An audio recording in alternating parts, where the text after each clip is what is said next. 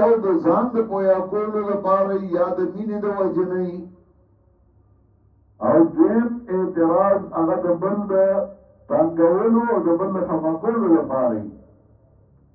موسی علیه السلام وی الله ما ته ځان وښیه، انظر الیک چې زه تا ته وګورم. الله پې خفه نه شو، صرف مثال نمونې ورته وښېده، غر ته وګوره هغه یې نشي برداشت کولی، نو ته به یې څه برداشت کړې زما لیدل.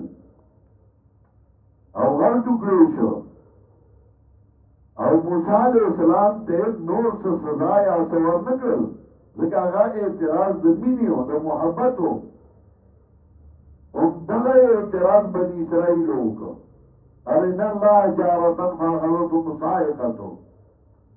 بني اسرائیل وی موږ ته الله وښیه، نو په هغوی عذاب راغی، ځکه اعتراض یو شان دی، خو د هغوی هغه د ضد او د اناد و.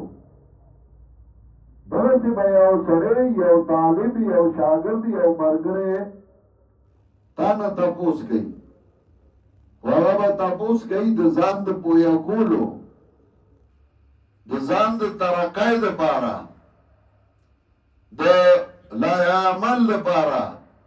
نو چې ناپوهه دی ته هغه ته ګوره، د هغه کیفیت ته ګوره، تا ته به پته لګي. نو هغه پوهه کا، کینو خبره ورته وکړه، او هغه له مازغه کولاو کا.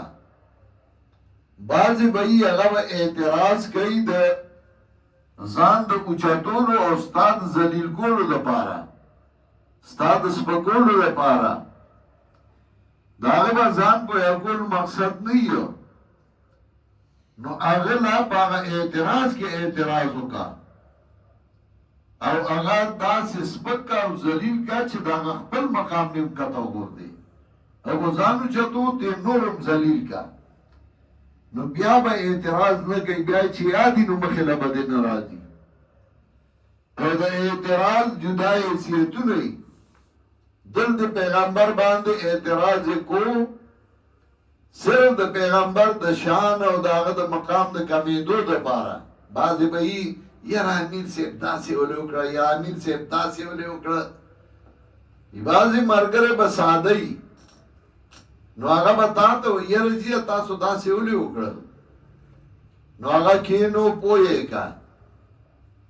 بعضې ملګری به یا به وایي دا دې ولې ما ته حکم وکړه، نو پوه کا. هغه به د ناپوهانو او سادهتوب نه وي. بعضې به یي هغه به د ضد او د اناد نه وي، نو د هغه به په هر څه اعتراض وي.